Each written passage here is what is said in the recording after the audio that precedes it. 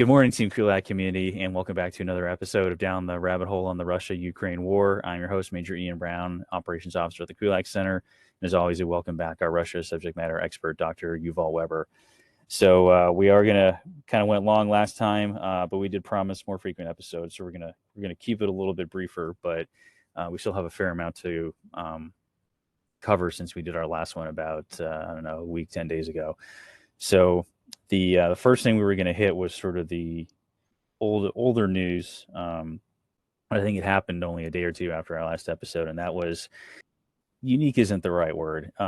Sort of a surreal spectacle of watching through some Russian traffic cameras in Belgorod. One bomb going off, and then another one landed but didn't detonate. But the snapshot is Russian aircraft bombed its own city, and the question is, okay, why? Well, not why, but how did this happen? So, Yuval, if you want to, we'll start with that and see what happened and what didn't happen there. Belgorod is a Russian city very close to the Ukrainian border. So we have a couple options here, but as always, this will end in a meme. So obviously there is the literal interpretation. The Russians wanted to bomb their own city in order to effectively challenge the Ukrainians to do better. That's probably unlikely. We don't need to go into another discussion on aviation safety, but perhaps safe to say that this is a piece alongside previous episodes of Russian incompetence, alongside just sheer lack of respect for safety. And ostensibly, this was meant to bomb someone else, or obviously bomb the Ukrainians, but something went wrong, and they bombed basically their own city. This is immediately raised for me and other students of Russian language and culture, perhaps one of the greatest phrases in Russian language, which is to bomb Voronezh. Now, Voronezh is a city along the Volga. It's a lovely sort of medium-sized, totally generic city. And the phrase to bomb Voronezh basically means to hurt yourself in order to punish someone else, alongside the lines of basically cut your nose off to spite your face. And in effect, once I was looking at, the Russian internet after the Russian bombing of Belgorod, people were basically making jokes that we finally reached the point of this special military operation, this war, in which the Russians have literally started to become their own jokes and their own idioms. And it really sort of says, in the larger sort of like the dark internet humor of Russians, is that Putin is at this point so desperate in this conflict that he really is willing to bomb his own frontline cities in order to demonstrate to the Ukrainians that he's in this for the long haul, that there's nothing effectively beyond Putin. And so in that regard, to bomb Voronezh has finally become to bomb Belgorod as a symbol of there's nothing that you can do to us that we won't do to ourselves first. Somewhere down the road, someone will make use a meme generator to give us a graphic of that. Or it reminds me of the kind of, those memes where there's, the guy who shoots the other guy in the chair, right? And then he's like, why did you make me do that? Yeah. As you said, it goes back to this sort of pattern we've seen, and we've sort of called it's dangerous amateurs, operating inside the Russian military. Because if you break sort of the thing down into individual components, I promise I'm not going to go long, but just for their like individual aspects, up to a point, there is a logic to it, right? My understanding was that, as we have seen with lots of Russian strategic bombers, for example, staying inside Russian airspace to deliver long-range strike munitions across the border into Ukraine. They do that all the time. Got it. You do that because you stay safer from Ukrainian air defenses. Makes perfect sense. I think that was the type of munition that this aircraft was attempting to deliver. Hey, sometimes that stuff doesn't deploy the way you want to, right? Like failure in the guidance system, failure in the rocket motor, what have you. And it goes somewhere you didn't mean it to, or maybe it doesn't even come off your aircraft at all, right? That happens. Got it. But usually when you sort of plan your attack trajectory, you're not using a release point or a flight path that takes you over your own people to prevent exactly what just happened. If something goes wrong, it doesn't drop into your own city. It hopefully just drops into, like, an open field somewhere, right, and doesn't hurt anybody. Using your own city as sort of a as the initial point for the release of that, it's quite a choice. But again, it reflects just it's I don't know, it's a combination of it's dangerous amateurs, disregard for basic safety procedures, as well as sufficiently poor training that it probably never even occurred to that pilot that, hey, releasing live ordnance over my own city may not be the best idea. And you have a traffic camera capture the results there for the rest of the world to see and make memes about. Suffice it to say, bombing your own city does not receive the Ian Brown seal of safety approval. No, no. Once again, I'm going to have to give them an unsat on their safety procedures. Okay. Tough but fair. I just call it like I see it.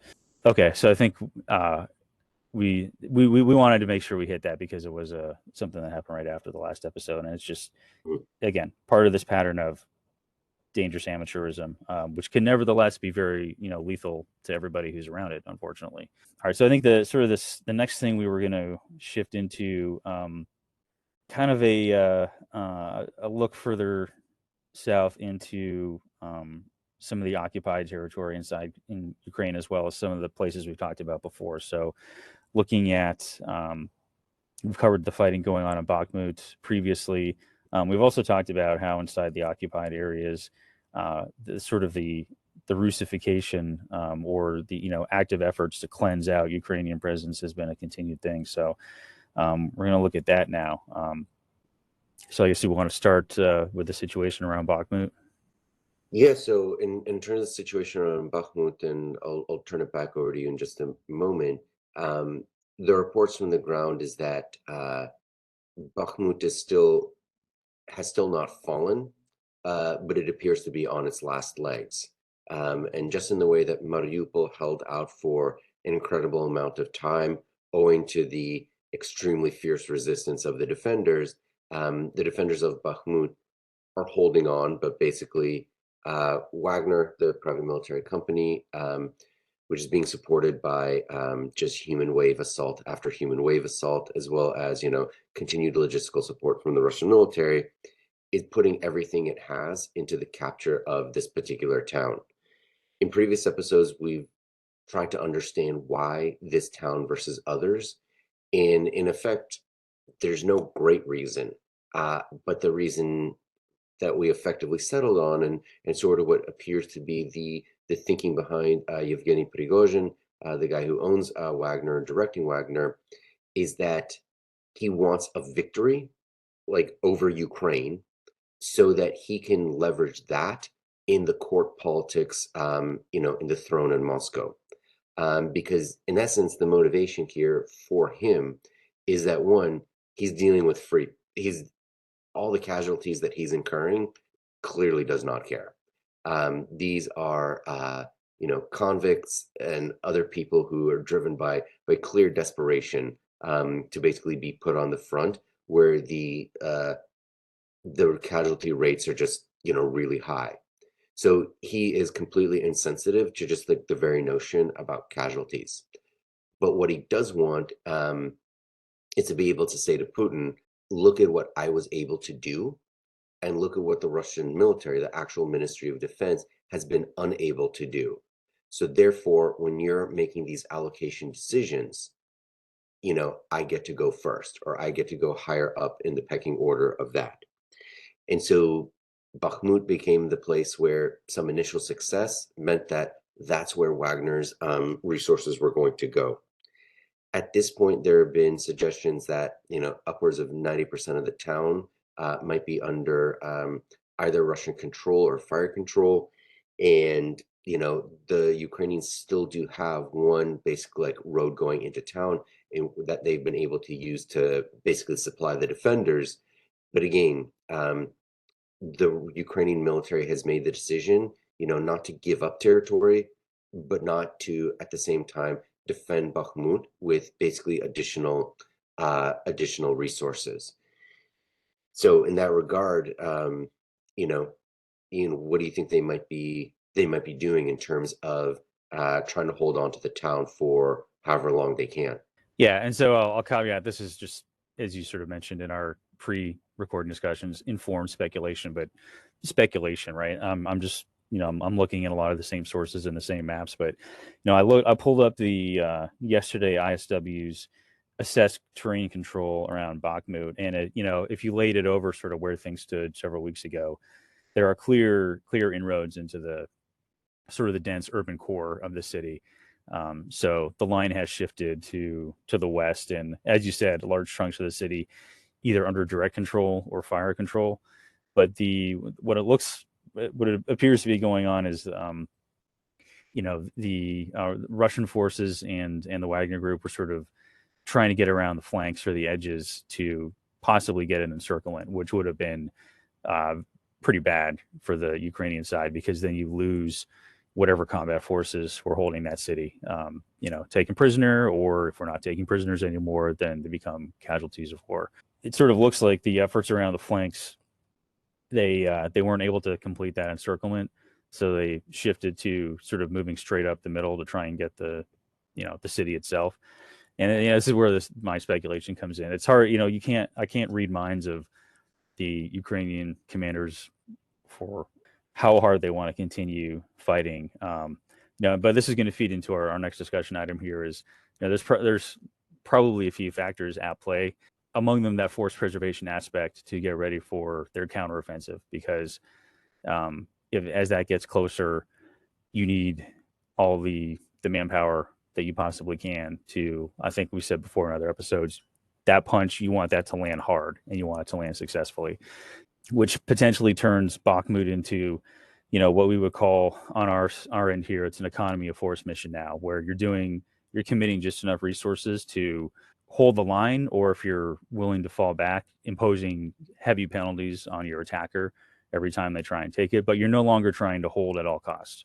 You're trying to hold a defensible line, preserve your force, and continue to punish the attacker. So possible things at play are, we know that there had been, discussion several weeks back that there were still civilians living in the city.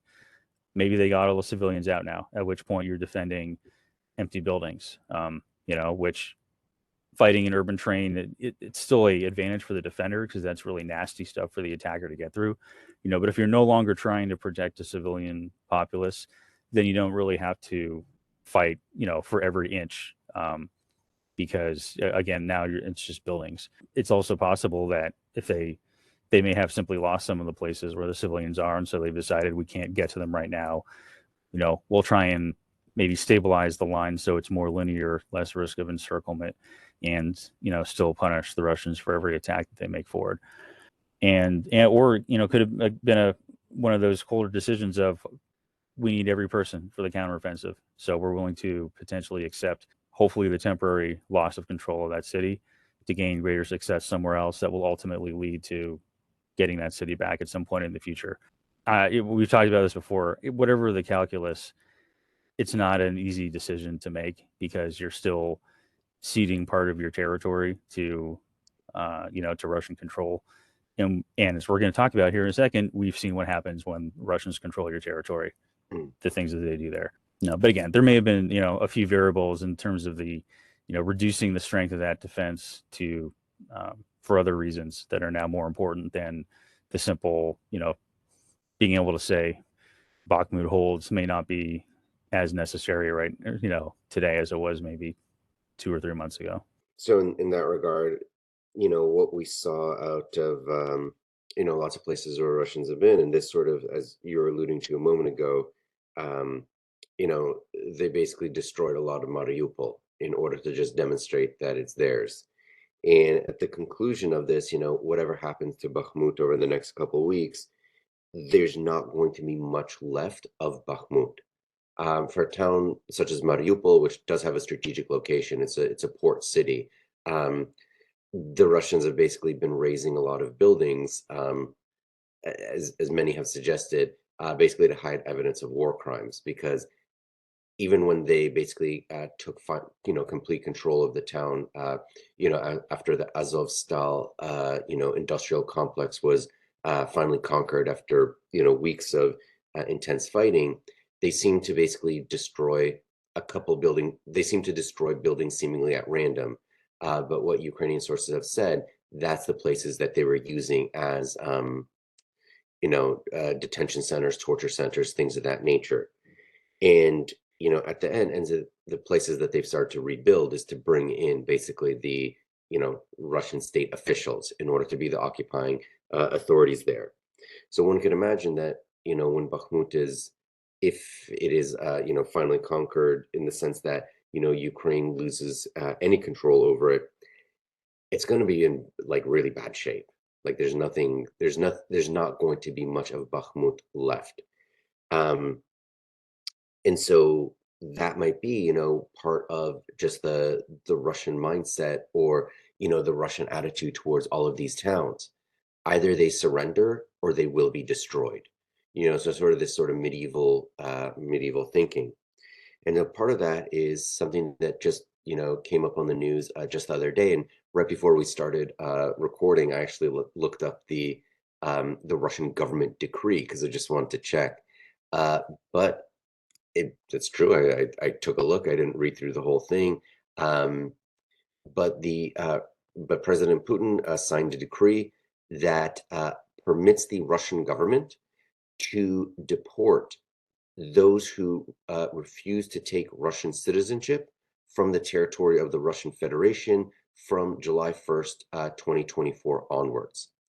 And obviously by Russian government, self-declaration, the 4 Ukrainian provinces that they declared, which I don't even remember at this point, but a number of months ago, they held these sham referenda in which the territories of Zaporizhia, Kherson, oh my God, what are the others? Donetsk and Luhansk, obviously, that basically they voted in these sham referenda to declare themselves independent, which was like the Crimea playbook of 2014. And once these places were independent, they applied to join the Russian Federation, which then obviously approved it. So by Russian government outlook, all of these territories, these Ukrainian territories, belong to Russia. And so permitting the deportation of those who refuse to take Russian citizenship and seek to hold on to their own Ukrainian citizenship will be grounds for deportation afterwards. So over time, this will be meant to force, the Ukrainians living under occupation to basically have to make a choice, take Russian citizenship or not. And for those who don't, basically they can be dispossessed. And that's basically what we're going to see, to the extent that the counteroffensive, wherever it doesn't reach, the Ukrainians that are living under occupation are going to be under much greater and greater pressure and threats. And ultimately, if the Ukraine doesn't come and rescue them by reconquering that land, they may have to leave by force. And so you can imagine that what Russia's view on this and sort of what their intention is, we're basically going to kick out everyone who doesn't want to be there, and we're going to repopulate this with Russian people. And anyone who basically wants to hold on to their house basically has to become essentially part of the occupation itself. And that is just going to lead to basically destroyed settlements and basically the greater entrenchment of the occupation mindset going forward. Yeah, and as you describe it, it circles back to the very ironic claims, coming out of the Russian government that part of this is a denazification effort inside Ukraine, because that whole process there you just described seems like a sort of light version of the Lebensraum that the Nazi fascists would have completely recognized, and it was a deliberate part of their policy to depopulate occupied territories and repopulate them with their own people. Yeah. So in addition to basically, kidnapping Ukrainian children in order to, turn them into Russians and, distribute them across the country, the destruction of the Ukrainian people, as it were, like as that intent, the ethnic cleansing, and this is maybe like a point to just just, put into the ether and just like not admire from afar, but maybe just like take a look from a distance, is Russia continues to engage in war crimes on a consistent basis. What's one more? Ethnic cleansing is not, in essence, anything that's going to bother either Putin or the Russian government in any which way, shape, or form. And that's where we are in terms of their commitment to victory, no matter what it takes. And essentially like the dead end mentality of they're they're basically just stacking up, the International Criminal Court indictments, and they simply don't care. Indeed. And I think that kind of feeds into the next thing we were going to talk about. Well, yeah, it's that not caring aspect, and the fact that they continue to sort of like capture themselves on camera doing this, right? Like the idea that there could ever be consequences. They seems to be very clear they don't think there will ever be consequences for this. So let's just do what we think we need to. Yeah, like when what's her face sat down with Putin, basically said, "Yeah, I've got a kidnapped kid from Ukraine in my house, and took us a while to get to know each other, but hey, we're all good friends now." But that kind of feeds into next thing was uh, this morning there was I think overnight our time this morning in Ukraine time there was another kind of after a lull, renewed sort of salvo of long range missile strikes against, I say Ukrainian targets, but it's really Ukrainian civilian population. And there was one which I'm trying to find the name of the town targeting that we've seen before. City of Uman in Cherkasy Oblast, but it hit hit an apartment building, and I think the death toll is up to 17 last time I checked, to include a couple of children. But we've seen this pattern before, and one of the interesting is not the right word, but shortly thereafter, I think also there was a Russian MOD Telegram picture that basically had a screenshot of outgoing missiles, and then the text was something like, missiles on target kind of thing, in conjunction with that attack. So, they're filming themselves doing it, and obviously don't care about the consequences. But so we've, like I said, we've seen these missile strikes before, but there has been kind of a lull. But with maybe this, I don't know if this is going to be an uptick or not, but it's something that has, it's been a little while. So what does this potentially say about, I know, why now, why that particular target?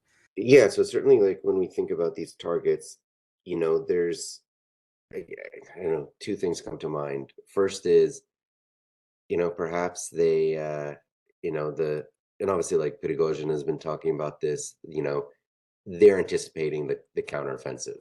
And, they're just trying, I think at a certain point, trying to trying to reshape the calculations of what the Ukrainians are going to do. We've seen over the course of the conflict that, bombing apartment buildings doesn't actually strengthens the resolve of the Ukrainian people. And this is not unique to the Ukrainians, like, London residents during the Blitz and World War, to like Iraqi, like Baghdadi residents, like, during the British occupation in the 1920s, were these sort of famous or sort of like, clear examples when there is basically like aerial bombing, but the invasion's not forthcoming in a certain sense. People just say, this is really annoying. This is dangerous. It upsets us. But the sooner we win, the sooner this stops. So that seems to be, trying to just hit the Ukrainians as much as possible in order to just unsettle the population. That seems to be on one part. The other part about the targeting of Oman is that the city of Oman is a site of previous Ukrainian rebellions, during the times of, antiquity, as it were, when the Russians were taking over Ukraine in the 17th century. But it's also a site of major Jewish pilgrimage. There's not worth getting into, but one of basically the famous Hasidic rabbis came from the town of Uman. So this is a place that is particularly important to Israel and to the Jewish Hasidic people, because basically there's the grave of basically this famous rabbi, this and so forth. So why that town? I mean, it could very well be that they're also anticipating, given Benjamin Netanyahu's electoral troubles at home. His government seems to be on the verge of collapse, ensuring that there is no major change in basically Israeli policy. Grasping at straws here, but that was the first thing that came to mind when thinking about basically why bomb a relatively random town in terms of the actual conflict on the ground. The Russians often look for symbolism when they're not just trying to create random damage. So either Uman is a randomly chosen town or it's a specifically chosen town. If we had a better sense of what Russian strategy is, we could, we could say a little bit more directly. But at this point, could be anything. Yeah, like going back to they accidentally bombed their own city. Could be just they closed their eyes and put their finger on a map, and that's where they decided to fire on today. But also if there is potentially more messaging there, again, ironic that denazification is the claim if they're deliberately targeting a significant historic Jewish population center inside Ukraine.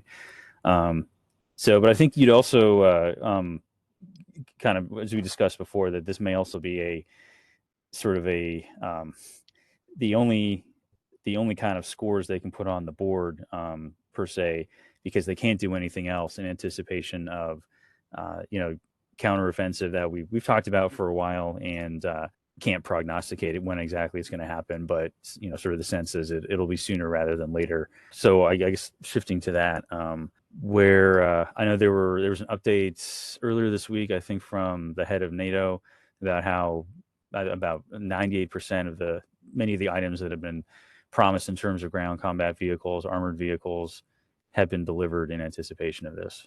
We've been hearing for basically months on end of Ukrainians training on the donated Western equipment. So we'll see. There have been soldiers who have been training in Germany, in the UK, I think here in the US as well, for months on end. So we'll see where the application of that training goes. There's been a lot of speculation and trying to sort of read the tea leaves on maps about this kind of thing, and it's part of it. Part of it is we don't know. Like we've been saying, it's been coming for a while, but nobody really knows. And then when it looks like something has changed a little bit, some people get kind of spun up. And I think it was either early this week or late last week, there had been some.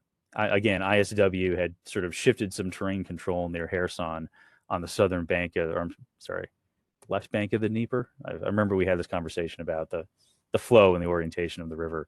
But basically, the other side opposite Kherson, they had adjusted a little bit to indicate possible Ukrainian control, and some more excitable folks were like, "Oh, could this be the toehold for like the coming of a counteroffensive?" It was a week ago, and nothing's happened. So, yeah, there's really only sort of idle speculation at this point, and nothing to really point to. But the fact that we're publicly saying the vast majority of things promised are now there makes it only sort of a matter of time, and probably in terms of positioning and looking at Russian defensive structures and where that fist, right, that one blow, where that can land most effectively. Okay, so we shall see. We shall. Don't think it's going to be on the left bank of the Dnieper, because that's many reasons why. On the flip side, part of why the Allies landed in Normandy was because it was the least expected. So who knows? But so I guess moving on to the other big diplomatic development over the past week or so, and we had the meeting I think the phone call of Xi Jinping and Volodymyr Zelenskyy.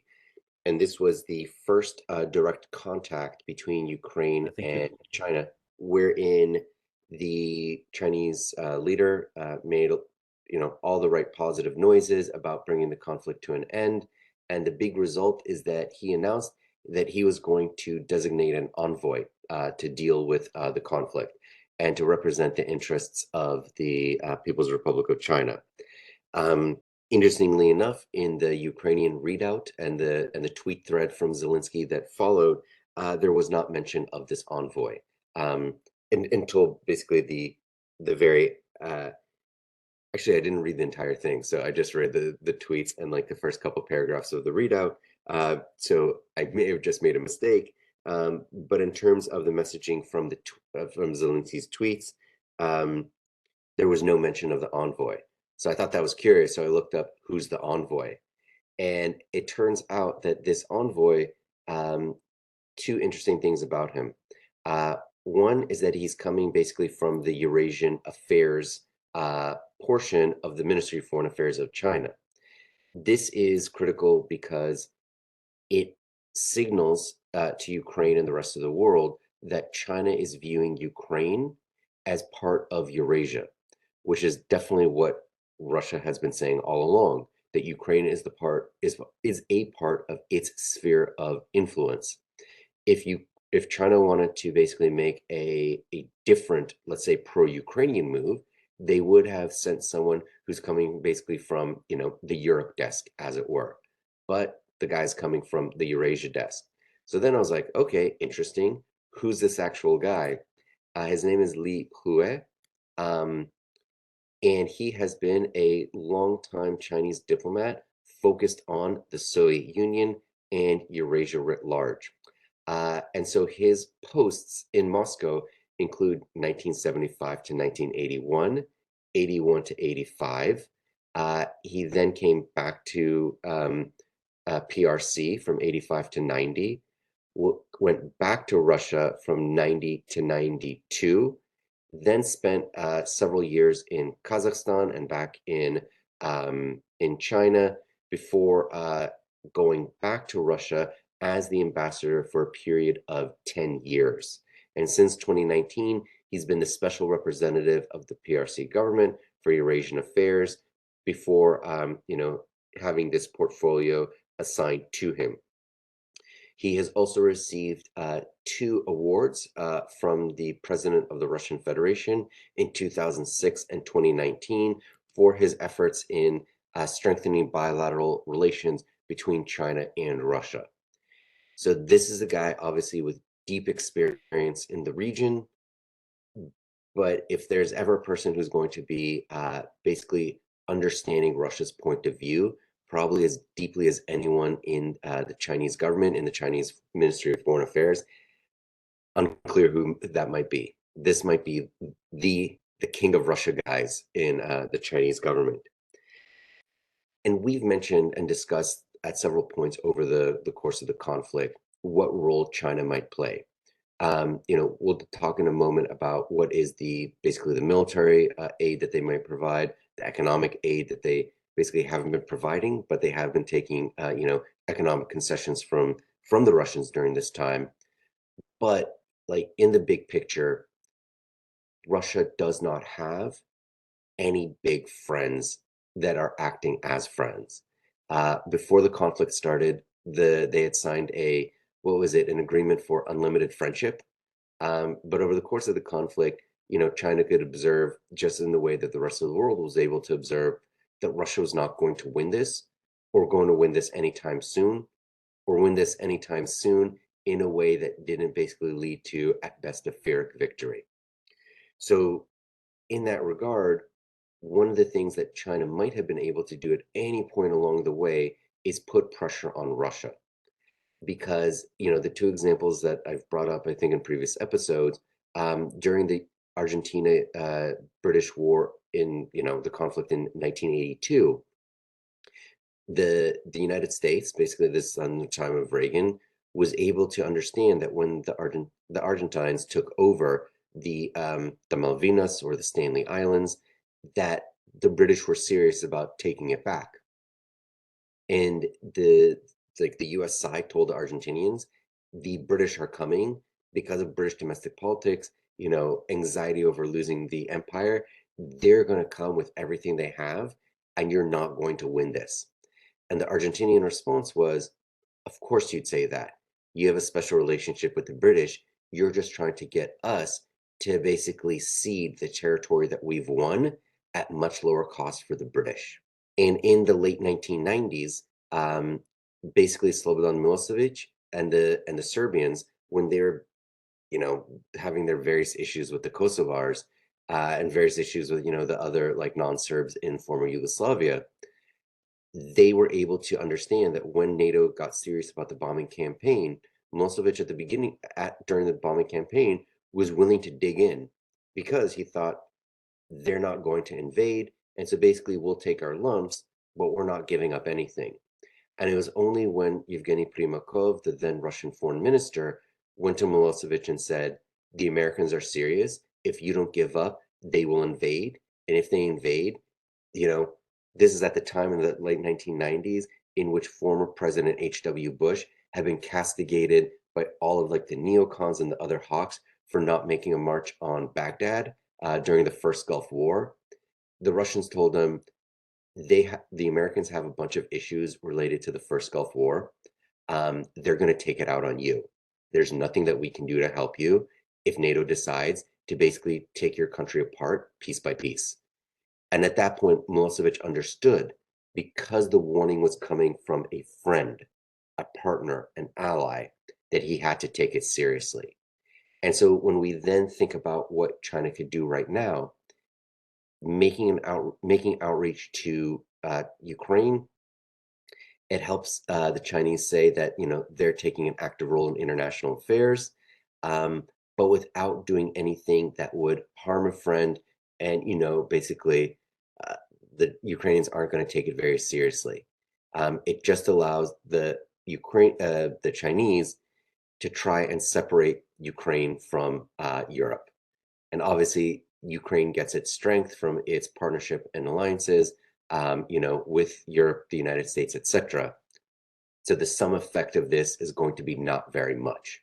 Depending on whether or not there are further discussions, maybe this is another instance we'll have to get Dan back on here to sort of do the left seat, right seat of Russia and China, and what each side is sort of looking and thinking in terms of this. I guess on the Ukrainian side, is their end state is they want the war to end and recover their territory, right? So is there any real downside to opening those lines of communication between Ukraine and China as some possible avenue of achieving that? Like if it doesn't work out, hey, we just use a few minutes on our phone plan, but if it does work out, then we maybe that does get us closer to our end game. So certainly, talking is always good, as Winston Churchill said. What is it? Jaw jaw is Better to better talk than jaw than war, right? Yeah. So in that regard, can't hurt. But the upside might be limited. We can also see from the President Biden's administration, Secretary of State Antony Blinken, making direct and explicit warnings for China not to provide Russia with military aid. So Zelenskyy might be looking at that, might be hearing that and saying, whatever China is going to do for Russia, because the United States is taking an explicit interest in that, like that issue is basically embedded in basically like the great power rivalry between the United States and China. So in a sense, above his level of responsibility, and obviously above, in a certain sense, the whatever Russia's going to be able to do on that subject. So to that extent, when we're trying, obviously with Dan, we would have like a China guy here. China's in a position where basically its main international partner is not in a good place right now. And so it has, a really big choice to make. Um, Obviously, China, for different reasons, would like this war to end, but they don't want Russia to lose. Because if Russia loses, that is very much going to be a victory for the collective West. And if it's a victory for the collective West, this is a time when, we've talked about before, we're observing in real time the end of the post-Soviet era.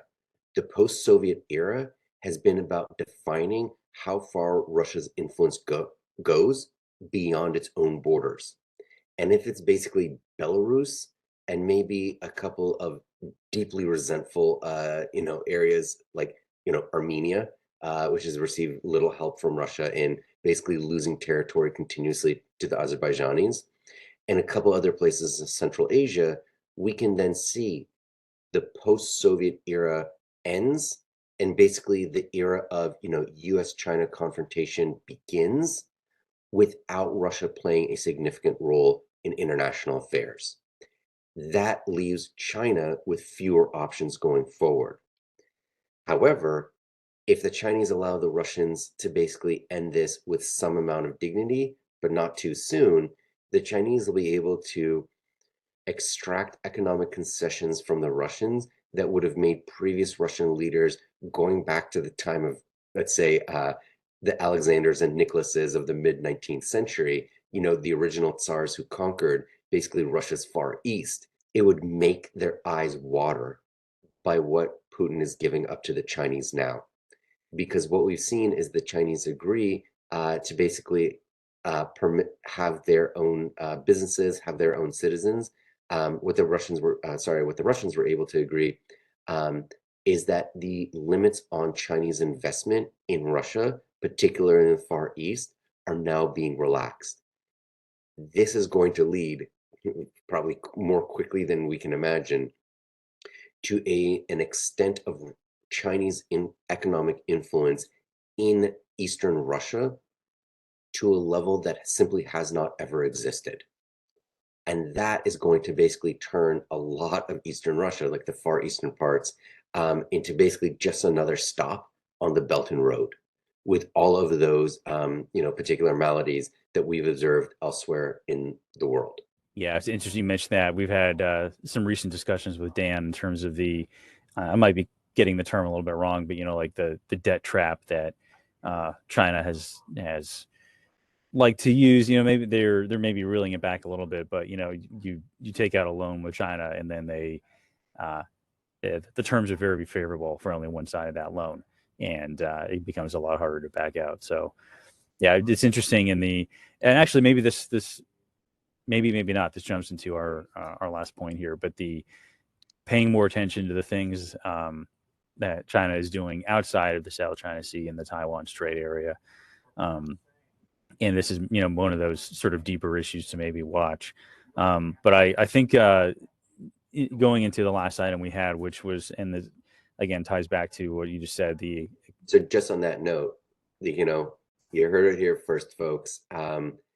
If China looks at Taiwan and basically decides like the juice just isn't worth the squeeze because whatever happens in this conflict, the Taiwanese harden themselves, the U.S. and other partners and allies take the defense of Taiwan more seriously, etc.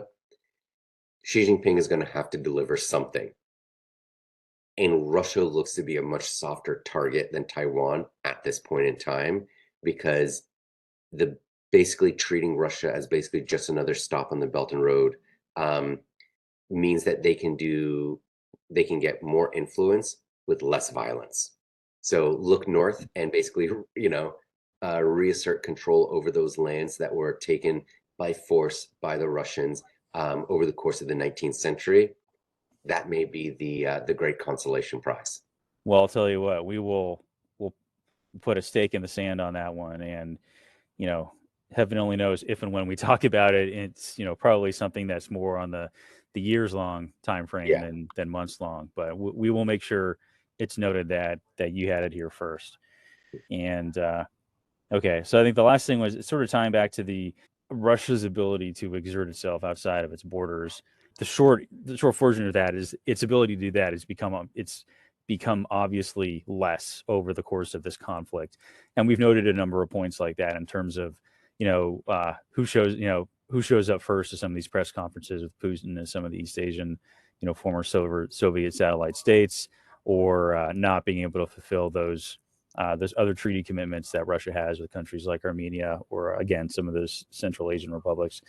But yeah, you'd wanted to make a note of related to this. I think the focus story was South Korea had entertaining now potentially allowing U.S. Nuclear weapons to be posted on their soil. One is a hedge against continued North Korean activity. They continue to launch more advanced ballistic missiles, but for the larger impact to the challenge of nuclear proliferation, Russia's decline, among many other things, has sort of seemed to set out some changing alignments in terms of willingness to talk about it, and also others wanting to get those kind of weapons or the protection of those weapons on their own because of changing security dynamics. So if you want to expand on that a little bit before we end.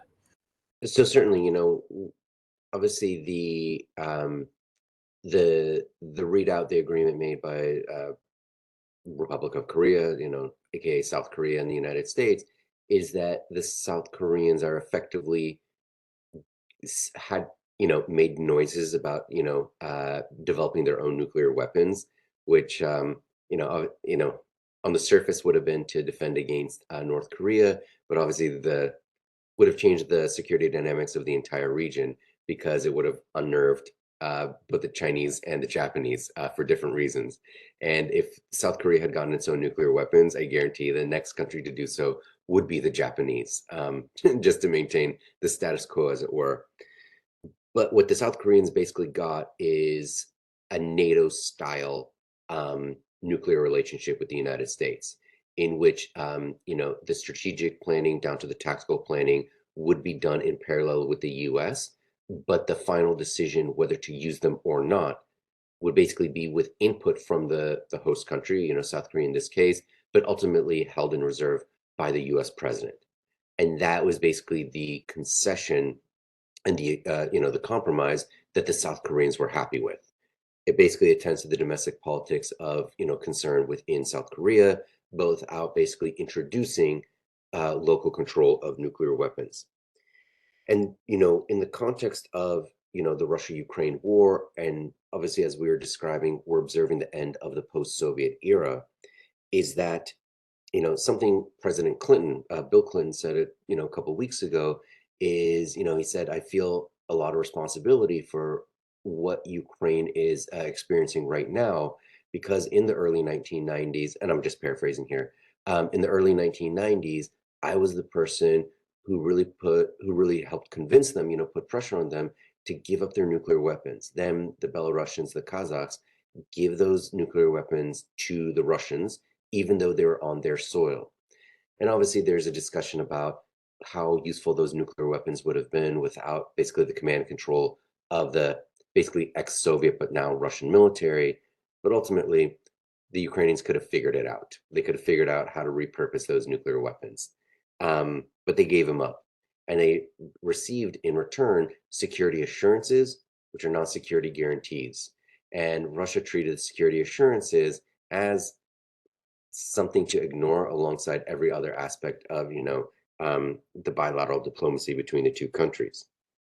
So in that regard, there are a lot of countries around the world who look at what's happening to Ukraine, looked at what happened to Iraq, look at what happened to Libya, which gave up its own nuclear weapons as well, and look at what hasn't happened to Iran, look at what hasn't happened to North Korea, and then think to themselves, the only real difference in all of these is basically nuclear weapons.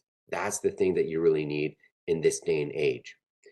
And that's essentially the key challenge that, South Korea is trying to help resolve. That the introduction of an American sort of greater, maybe nuclear planning component essentially creates the new normal in international affairs.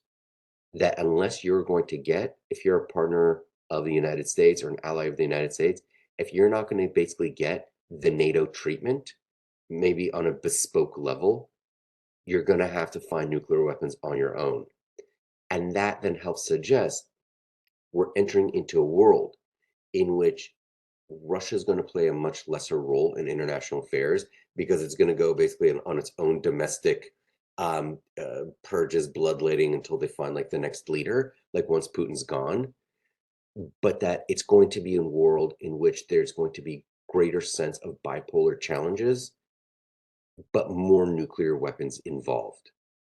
And that is going to be, in effect, perhaps a lot tenser era of international affairs to come. Yeah, and I think as we mentioned in our text exchange before this, didn't think it'd be living in a world where maybe not the threat is the right word, but less certainty about acquisition and security guarantees going on with nuclear weapons has become a more frequent topic of conversation. But again, maybe this is a one of those second order effects of the post Cold War world that we're living in here. I don't like to end on a downer note, but as in past episodes, sometimes that's just the way it is. Maybe we can not end it on that. So what are going to be a couple of things perhaps you're going to be looking at over the next week or so that are maybe going to be framing our next episode? Well, certainly nothing fun or funny. So basically, this will just be more of a downer, but like more speculative than the previous speculation. Um, Certainly, the Russian side, checking the Russian news, and some of the more prominent, military bloggers. Um, Obviously, the some of the military bloggers are pouring one out for Vladimir Tatarsky, who went to the who knows where that guy went, but he went into the ground at minimum. Um, Basically, the Russian side is anticipating the counteroffensive, and this is the rhetoric has gone from a 9 to a 10. They're anticipating the Ukrainians are coming back. The reason that Prigozhin, is basically talking about using executions of Ukrainian prisoners as policy, like that they're taking no more live prisoners, um, is in effect to basically scare his own frontline troops. The more they believe that the Ukrainians are going to try and hurt them, that's basically their way of trying to motivating the frontline troops. So there's a lot of consternation about what the Ukrainians might do in the counteroffensive. A lot of grumbling about what the Russian military is not doing. Um, that's so again counteroffensive. That's top of the minds on the top of the minds from the Russian side. In terms of China, unclear what they're going to do. In and the other sort of like big variable here is the Turkish elections. Erdogan is not looking as strong as he previously was. He had a medical incident on live national television, in one of these election events, and there's a lot of speculation. If Erdogan loses, what might he do basically on the way if he basically decides to respect those election results and leave power, what he might do on the way out. Long term, would a change in Turkish orientation lead to one, the Turkey dropping its objections to Sweden joining NATO, which has the sort of like clear long term security impacts in the Arctic, in the Greenland, UK, Iceland gap, like into the North Atlantic, into the Baltic Sea, but also, much more acute. What does the grain deal between Russia and Ukraine look like? The grain deal is effectively kept in place by Turkey threatening to basically put its ships alongside Ukrainian ones to get the grain out to go to the global south. Might Russia try to end the grain deal, anticipating that Turkey, in a moment of change, is not going to be as strong or as sort of like externally oriented as Erdogan has been? Um, and again, it also shows that grain deal basically depends on Turkey. And Turkey has been playing a role in this conflict that is mixed, but on certain things is certainly very helpful to Ukraine and to the rest of the world. So the Turkish elections, that's the wild card for depending on when we do the next episode, either the next episode or the one thereafter. Yeah, no, that's a great point to make, and I seen followed some of the developments with Erdogan lately, and it just sort of dropped lower on my radar based on other things. But when that happens, I think that'll be a good opportunity to possibly get Dr. Tarzi back on here, because he's the perfect person to sort of do some criminology is probably not the right term, but walk through whatever happens, what the possible implications are down the road in the coming months, and sort of as you said, what does Erdogan do on the way out? Peaceful transitions of power are again kind of a wild card when it comes to some of the elections and the politics in Turkey. So yes, definitely something to watch, and as appropriate, probably get Dr. Tarzi on here to tell us where this might go. Right on.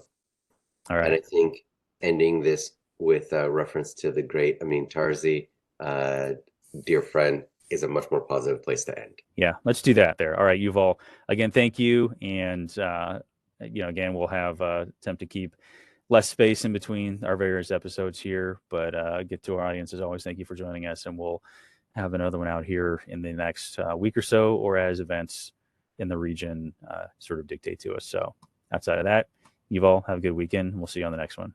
You too. Take care. Bye-bye. All right. Thanks for joining us. As always, we depend on support and feedback from the Team Krulak community to constantly improve our offerings and reach a wider audience. So if you have feedback on this episode, please take a moment to fill out the survey linked in the show notes to help us do better. Also, if you enjoyed this episode, please hit the like button and subscribe to our channel on YouTube, or leave us a review on the podcast app of your choice. It truly does help us reach a wider audience. Thank you as always for your support, and we'll see you on the next episode.